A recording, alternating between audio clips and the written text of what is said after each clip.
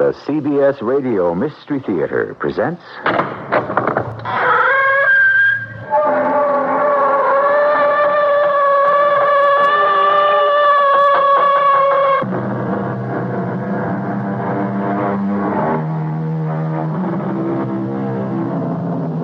Come in. Welcome. I'm E.G. Marshall.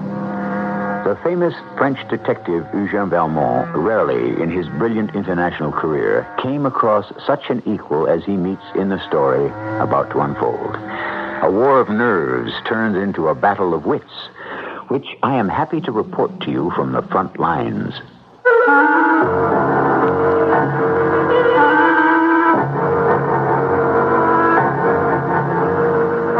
Our mystery drama, adapted from the classic story by Robert Barr, has been dramatized especially for the Mystery Theater by Gerald Keane and stars Norman Rose.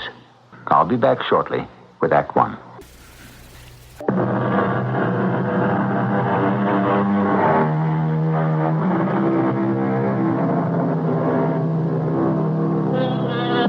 We are in England, the late 1800s. An American president has just been elected, and the London newsboys are shouting something about the defeat of free silver. A man with deep-set eyes and sharp features, wearing a long cape, buys a newspaper and hurries home. He is Eugène Valmont.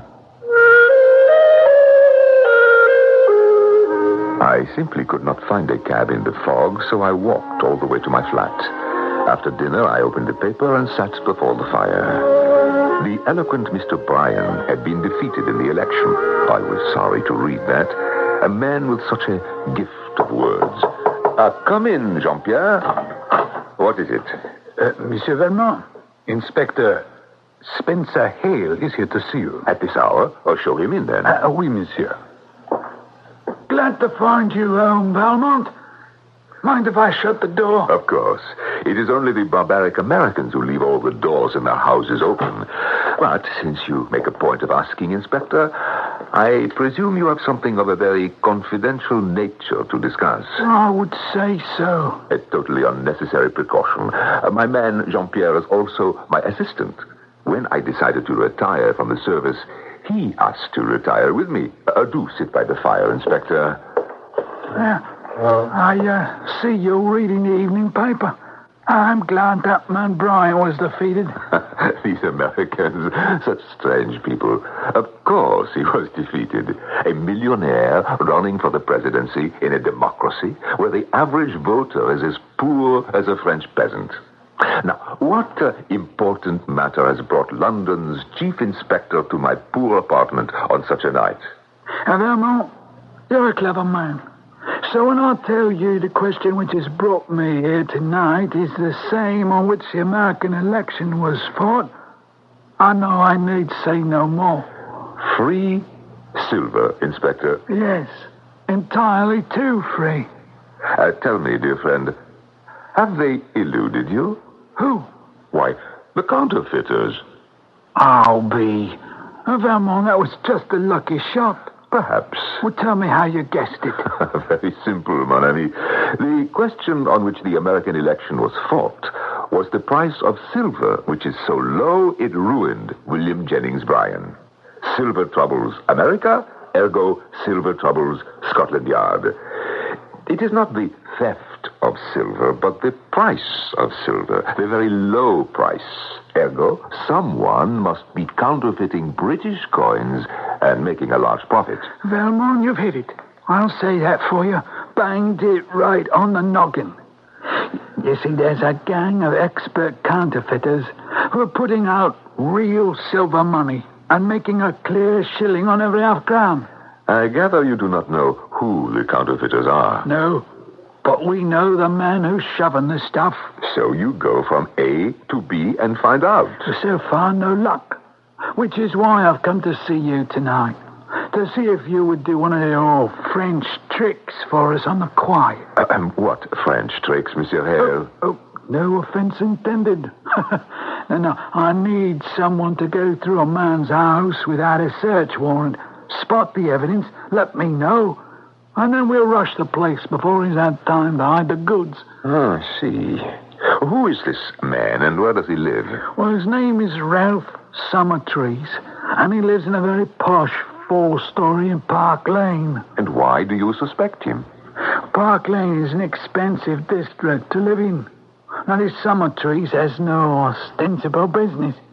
Yet every Friday, he goes to the United Capital Bank in Piccadilly and deposits bags of silver coins. And they are, of course, the real thing, not counterfeit. Naturally. But it's no great problem to go around London with a pocket full of counterfeit 5-shilling pieces, buy this, that, and the other, get the change, and come home with legitimate coin. Why don't you nab him on his way out when he's got a pocket full of counterfeits? Well, we thought of that, but we want to land the whole gang. And if we arrest him for buzzing, whoever doing the counterfeiting will escape. And you know for certain this Summerfield... But Summertree... yes, that he is not the counterfeiter. Well... Of course you do. You've got one of your own men working in his house.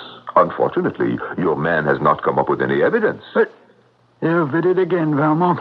I've got a man there called Podgers working as butler there, but... He has come up with nothing, huh? Tell me, how does the money get to this Summertrees in Park Lane? It's brought there every night by a man who looks like an elderly, respectable city clerk. He puts it in a large safe in the dining room on the ground floor. Have you had the clerk followed? Oh, certainly. Oh, what do you take us for? Now, according to Podgers, he sleeps every night in the Park Lane house, and in the morning goes to an antique shop in Tottenham Court Road, spends the day there, and every evening returns to Park Lane with a bag of money. And you would rather not arrest and question him either, Oh, for the same reason. He's merely a messenger. What good will it do to put the go-betweens in the clink, letting the real criminals escape? Nothing suspicious about the antique shop? And nothing that we can discover. Then let us see what I can discover. Do you happen to have a counterfeit 5-shilling piece on you? Yes, I do. Good, give it to me. I may be able to put it to good use. Oh, my. It certainly is a faithful reproduction. Using pure silver, these counterfeiters can make a 5-shilling piece for practically nothing. I mean, the actual silver is worth no more than 6p. Fancy that. Now, to get back to your suspect, Summerleaves... No, there's Summertree. Yes, of course, that's what I meant. Does he have any women servants in his house? No, all men. A butler, a valet, and a French cook. Vraiment, a French cook? This case begins to interest me. Real French cooking. You know, I might take your man Podger's place and play the butler, since I gather he has not discovered anything. Oh, he's done a good job. Everything a man can do. Naturally, he doesn't have your experience. Now, what does this Summerfield do all day? Well, Podgers thinks he's a writer. Locks himself up from morning till evening in his study. Doesn't he come out for lunch? And now he has a hot plate in his study, makes his own coffee, has a little pantry, and has a sandwich. Pretty frugal fare for Park Lane. Oh, he makes up for it in the evening when he has a long dinner with all those foreign dishes your people eat, done up by his French cook. Sensible man. I must tell you, Inspector, my opinion of your suspect has been gradually rising, and at the same time, my estimate of your Podgers has been steadily declining. However, bring the man here tomorrow, and I will ask him a few questions.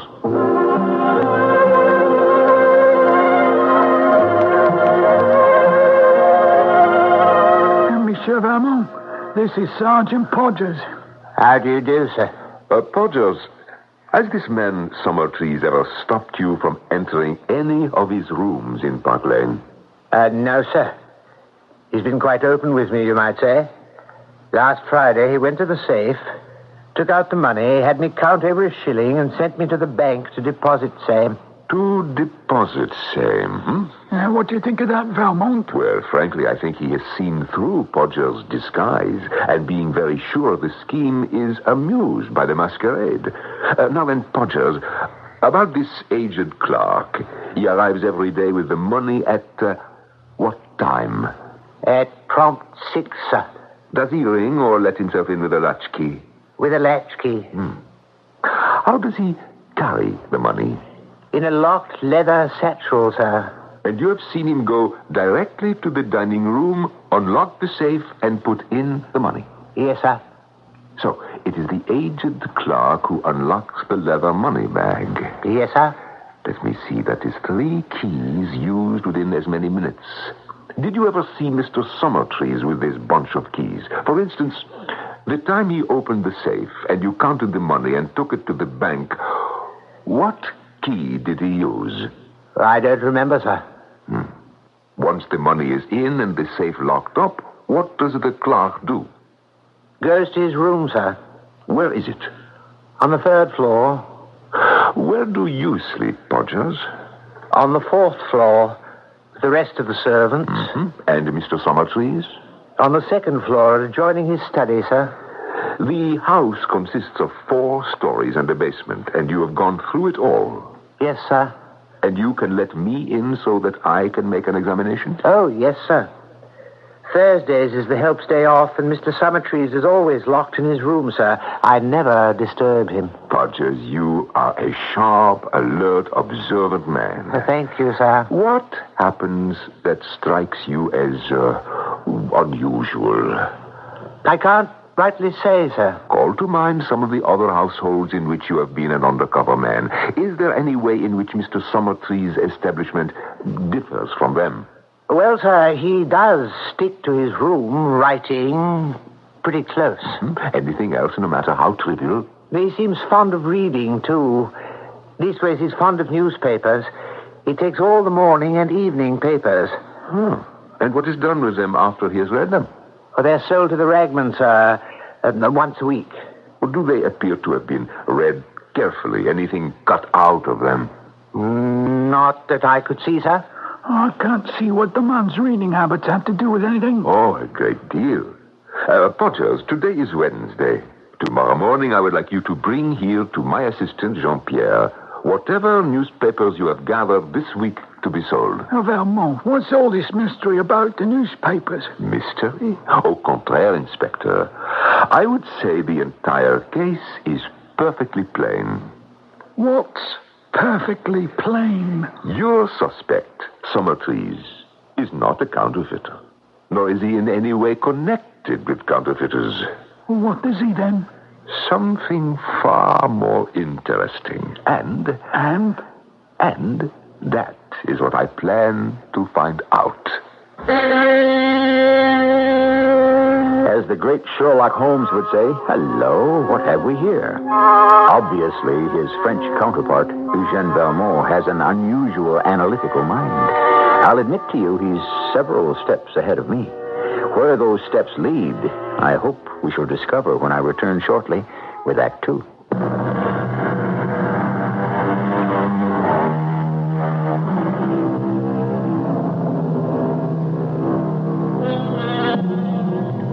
Have you ever noticed how poised and alert is a hunting dog when his senses tell him his prey is not far off? Our Eugène Valmont has picked up a scent, but where does it lead? To whom? A fox? A wolf? Perhaps a man disguised in sheep's clothing? The following day, our French detective arrives at the Park Lane house. Policeman Podgers leads him to the 3rd floor. And this, I take it, is the room where the aged clerk who delivers the money spends his evenings. And nights. Yes, sir. I advised you to come here today, Monsieur Valmont, because I accidentally opened the study of Mr. Summertrees, and he's not there. I'm sure he'll be out for quite a few hours. Ah, good. Now, to make a thorough search. What are you looking for, sir?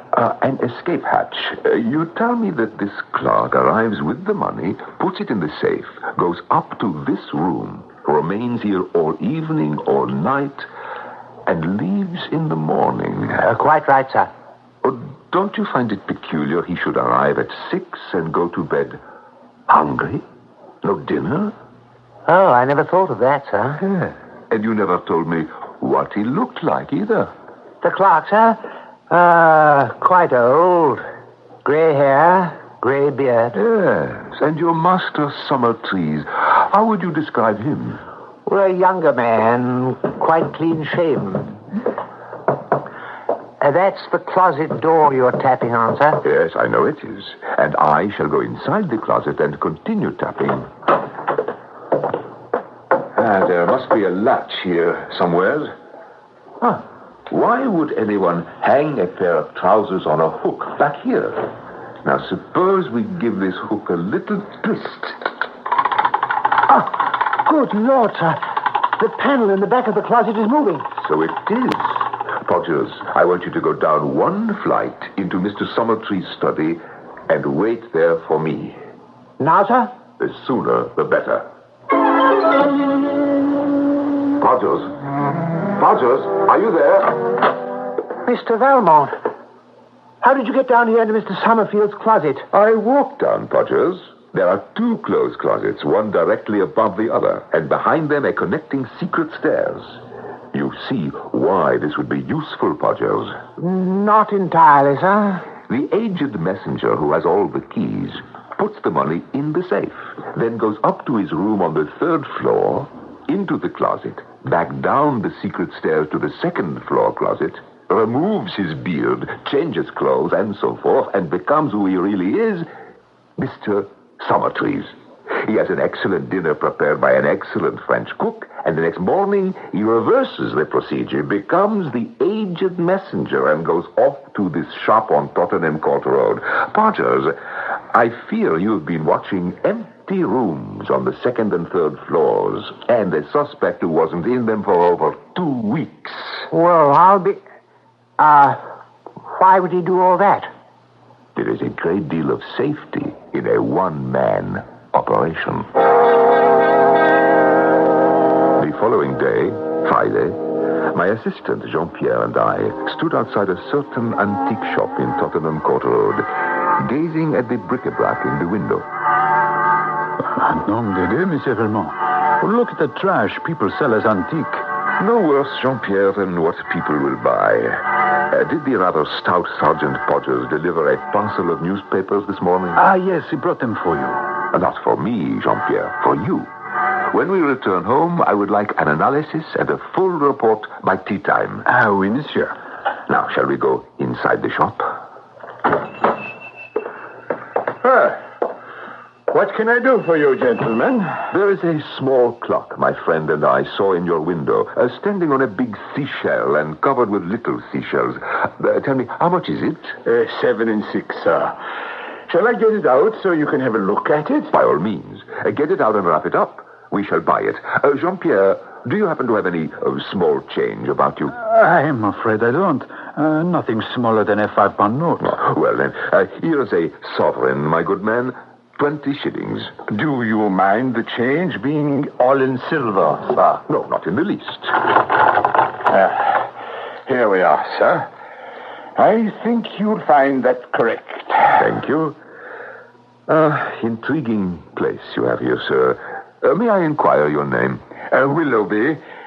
Anything else that strikes your fancy? Well, suppose we browse a bit. Have a look around. By all means. The shop is yours, gentlemen. Now, wrap up your seashell clock, if you'll excuse me.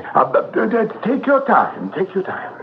Jean-Pierre, did you see that young man who just came into the shop? I did. He went directly to the back room, and this Willoughby right after him. Let me inspect the silver he gave me in change. Half a crown, 3 2-shilling pieces, 1, 2, 3, 4 separate shillings. Jean-Pierre, how do they look to you? Well, I would say badly enough made to be the real thing from the British Mint. Agreed. So we know he is not palming off counterfeit money.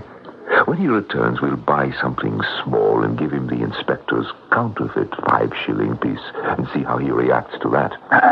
There's a young man who just came in. He is leaving, going out the door. Gentlemen, you found anything else that caught your eye? Yes, this little inkstand. How much is that? 2 shillings. Do take it out of this. 5 shillings. Yes, sir. Here you are, sir. Oh, Do excuse me, will you? I shall be right back. Jean-Pierre, another young man. Quite a bit of traffic to the back room. At any rate, I am assured my first conclusion was correct. He took the coin without blinking, so it is highly unlikely anything of a counterfeit nature goes on here. Jean-Pierre, I'm going to move toward the front door. While our shopkeeper is engaged, I'm going to make a wax impression of the key. Should he return unexpectedly, detain him. Over by the door is a pile of what looks like pamphlets ready to be mailed. I think I'll help myself to one. Did you make the key impression? I did. Did you secure the pamphlet? I did. I can see through that back door. The young man is getting up to leave, Mr. Willoughby.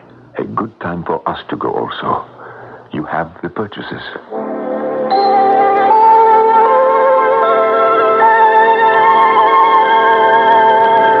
Monsieur Valmont, I have gone over all the newspapers Sergeant Podgers left here. Each one is more or less the same, the usual advertisements of pills and soap and so forth. Aside from that, there is one kind of advertisement common to all these papers. It says it can cure absent-mindedness. Well, let me show you, monsieur. Let's see. Are you absent-minded? There is no need to be. You can cure confusion and forgetfulness. Apply by mail for our pamphlet. List your personal hobby. No fee, no treatment, no risk. You lose nothing. You may gain peace of mind. Dr. Stamford Willoughby, 1414 Tottenham Court Road, London, WC1. This is one of his pamphlets I picked up at the shop. At the back it says, Dr. Willoughby will neither see patients nor correspond personally. Read and learn. You need not be absent-minded. The good doctor has just secured another patient. I shall write to him that I am very absent-minded, that my hobby is what shall I say, Jean-Pierre? Collecting rare books. Excellent, rare first editions. And I sign my name. What was the name that we used on the Milburn murder case? Alport Webster, sir. You were Alport Webster. Yes, that is it.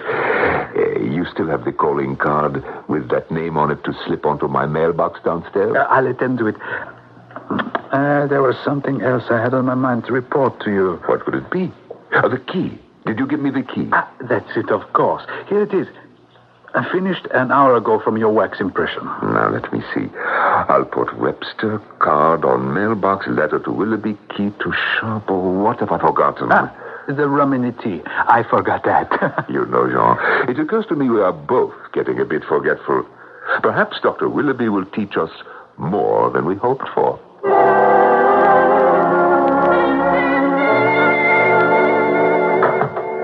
Good morning, Monsieur Valmont. Good morning, Jean-Pierre. There is a Mr. Angus McPherson outside. He's come to see Mr. Alport Webster. Here. There is his card. So soon, Mr. Webster has a visitor. Jean-Pierre, show the gentleman in. You may come in, sir. Mr. Webster, how kind of you to receive me. Your card reads Angus McPherson, Rare Books. Now, in what can I serve you? These 3 books I put before you. Are you interested at all in first editions, Mr. Webster? It is the only thing I am interested in, but, unfortunately, they often run into a lot of money. Aye, that's true. These 3 do run into some money. This one, it costs £100. However, it is an excellent value. The last one sold at auction here in London for £150. This book is £40, and this one £10. I'm sure, Mr. Webster, you could not duplicate 3 such treasures at these prices in any bookshop in Britain. Oh, yes, quite extraordinary. Beautifully got up, excellent condition. How, sir, for instance, did you learn that I was a collector? Mr. Webster, I must confess I chanced it. I do that very often. I enter a flat like this at a good address, send in my card to the name on the mailbox, and if I'm invited in, I ask what I asked you. Are you interested in rare editions? Well, if he says no, I'll leave. If he says yes, Then I show my books. Mr. McPherson, since this is the first time you have called upon me, you have no objection if I ask the name of the owner of these books. Oh, his name is Mr. Ralph Summertrees of Park Lane. I shall be glad to leave the books with you and come back tomorrow when you've made up your mind. Oh, no. It is rather a question of money. I was going to tell you, I have a very good friend. And when people find it inconvenient to put down a considerable sum, he pays for the books. Then I make an arrangement with my customer to pay a certain amount each week, installments small enough to suit the client. Suppose I take the book at £10. What installment should I have to pay each week? What you like, sir. Would 5 shillings be too much? I think not. Done, then. If you pay me 5 shillings now, I will leave the book with you, and will call on you this day each week for the next installment. Good enough. Here you are, 5 shillings. Until Wednesday next, then, Mr. Webster. A pleasure. Jean-Pierre, I'll have my man to show you out. Jean-Pierre, show Mr. Macpherson out. Good day, sir. Yeah, and thank you. And happy reading. You've got a treasure there. Very fine indeed. Gold-tooled, red Morocco leather, no less. Jean-Pierre, has our Mr. Macpherson left? Yes, monsieur. Oh, is that a book you bought, sir? No, Jean. It is cheese for our mousetrap in a most exquisite binding. Unquestionably, Eugène Valmont is uncovering a swindle. How it works, who works it, who gains, who loses, are all questions to which you have every right to expect answers. But since when have I ever disappointed you if you remain tuned in for Act 3? I'll be back shortly.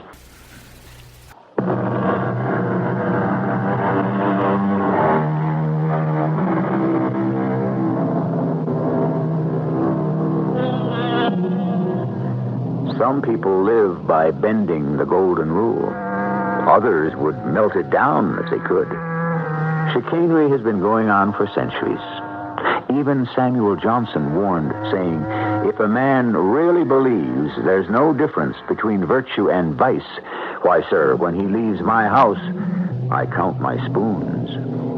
Good advice, it seems to me, today as it was 200 years ago. Jean-Pierre, point your flashlight over here, onto the desk.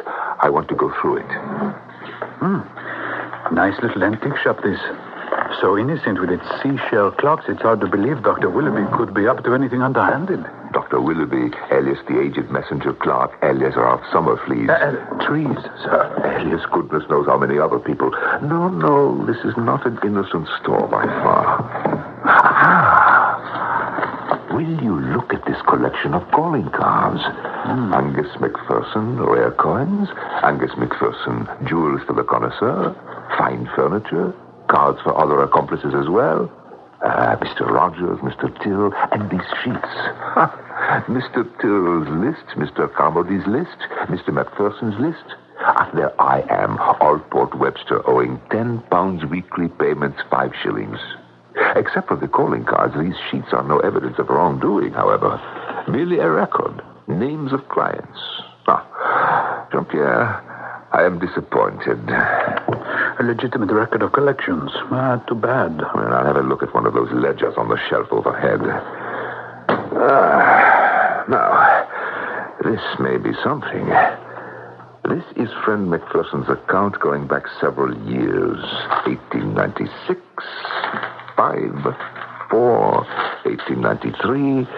Well, let's see who his clients were then. There is Lord Symptom. I know the gentleman. Absent-minded old codger. See page 47. 47. Lord Symptom. Purchased Chippendale wing chair, £50. Jean-Pierre, look here. Look here. Lord Symptom has been paying £1 a week for that chair for more than 3 years. Look at this. His lordship has already paid in installments £170. Ah, that's it. That is it. Look at these names of collectors. This Summertrees has been employing a half-dozen collectors who take in weekly installments from these absent-minded buyers long after the debts are paid. I'll take this page of Lord Semptom's account and copy out some names and addresses of friend Angus's present clients, and then we'll be off.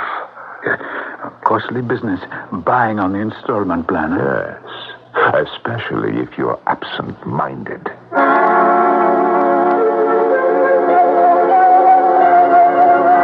Vermont, I got your message.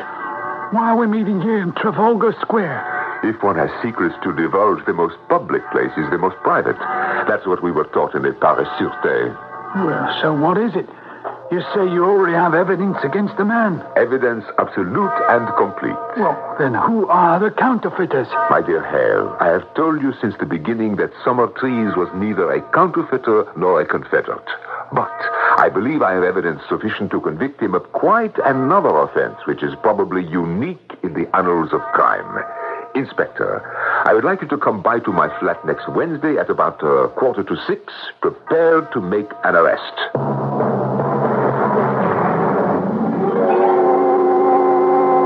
Now, Inspector Hale, I should like to stand behind the door, so when it opens, voila, this study of mine will be in complete darkness, except for a light which will shine on you.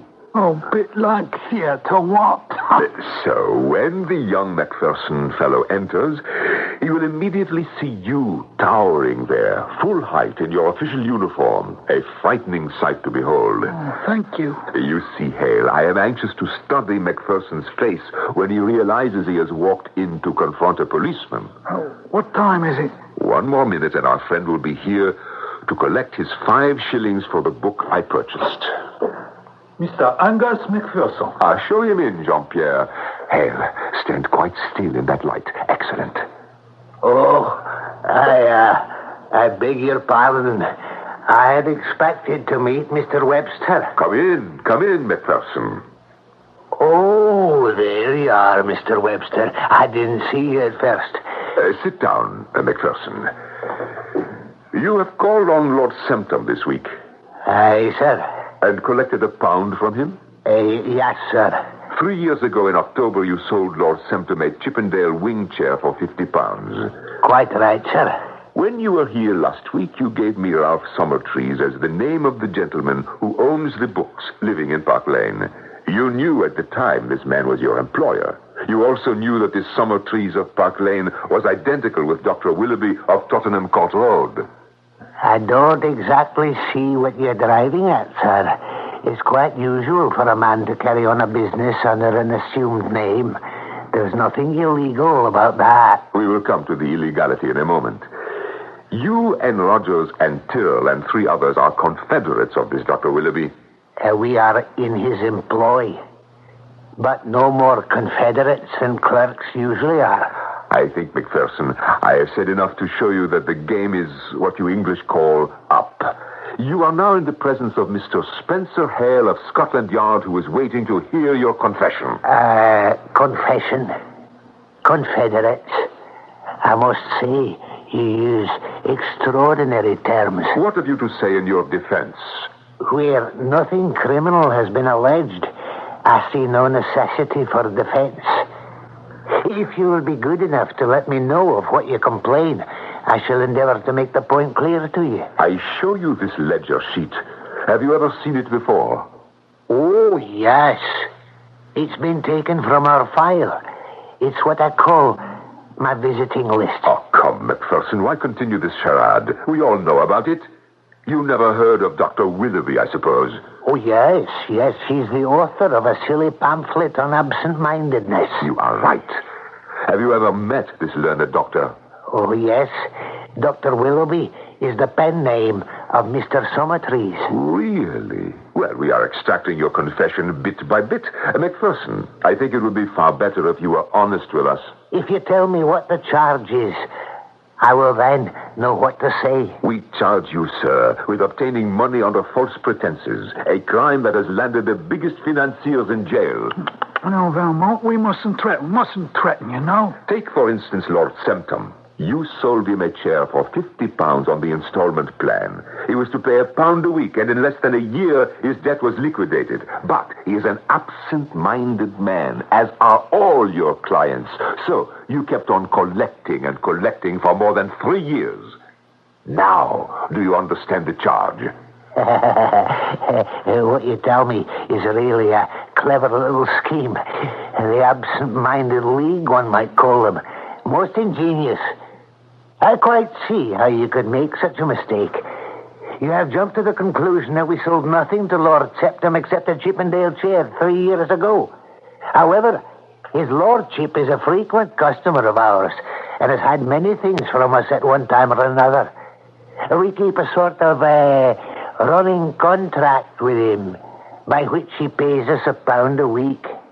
Are you telling me that all your customers deal on the same plan? You keep selling and they keep paying? That visiting list on your desk, Mr. Valmont, is incomplete.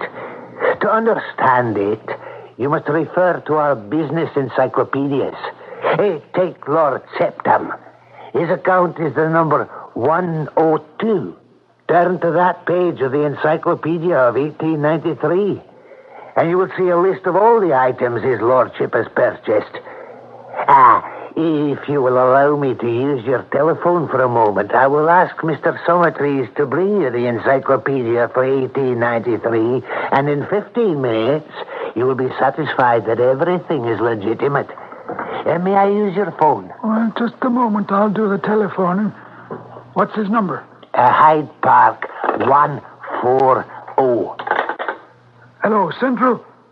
Get me Hyde Park 140, please. These encyclopedias contain the real secret of our business, and are kept in Mr. Summertrees' safe. Is this the residence of Mr. Summertrees? Oh, is that your Podgers? Is Mr. Summertrees in? Oh, very well. This is Ale. I'm in Valmont's flat. Yes, where you were the other day. Very well. Now go to Mr. Summertrees and say to him that Mr. McPherson wants the encyclopedia of 1893. Did you get that? Oh, yes, he'll understand what it is. Mr. McPherson wants it. Right. No, don't mention my name at all. Just say that Mr. McPherson wants it and that you're to bring it. And you get into a cab and come here as quickly as possible. We're waiting. Of course, Inspector Hale, you know your business best. But if your man arrests Summertrees, he'll make you the laughing stock of London. Now, while we're waiting, Monsieur Valmont, may I remind you owe me 5 shillings this week's installment? Of course. Here you are. Are you connected with Scotland Yard, Monsieur Valmont? No, not at all. Well, I can't think of anything else to say to pass the time. I suppose we shall just have to sit back and wait.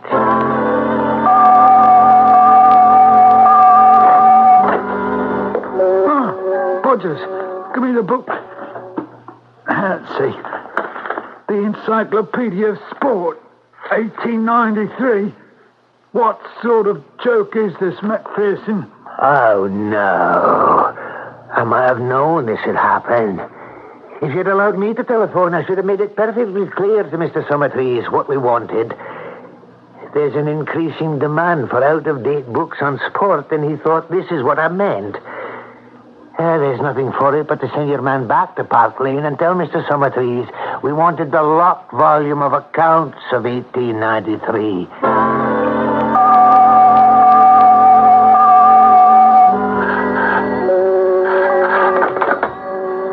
Hello? Oh, yes. Yes, this is Monsieur Valmont's residence. Oh, yes, Mr. McPherson's here. What? I can't hear you. Out of print. The encyclopedia for 1893 is out of print. Who is this speaking? Dr. Willoughby? Hello? Hello?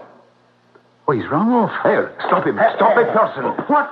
What's he done? He took that sheet from the ledger and threw it into the fire. He's destroyed evidence. Macpherson, how dare you burn that sheet? Because, my dear Monsieur Valmont, it did not belong to you. Because you stole it. Because you had no right to it. And because you have no official standing in this country. I have always maintained these sheets and ledgers should not be kept. Mr. Summertrees, however, persisted. But he made this concession. If I ever telephoned him the word encyclopedia, he would at once burn those records. When done, he was to telephone back to me the words, "The encyclopedia is out of print." Now, gentlemen, either put me formally under arrest or see me to the door. This farce is now over. A very good evening to you, Inspector Hale. And a good evening to you, Monsieur Eugene Valmont. I shall give myself the pleasure of calling next Wednesday at 6 for my 5 shillings.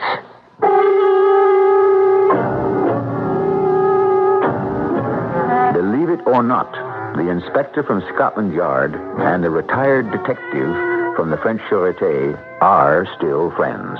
However, there is one certain case they never talk about. Nor do the words absent-mindedness or counterfeiting ever come into their conversation. And if one of them happens to say, every cloud has a silver lining, the other turns pale. I shall be back shortly.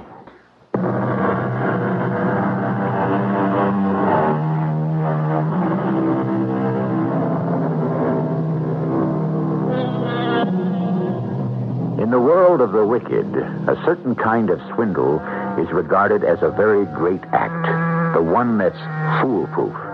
And the greatest artist is the one who takes the least risks.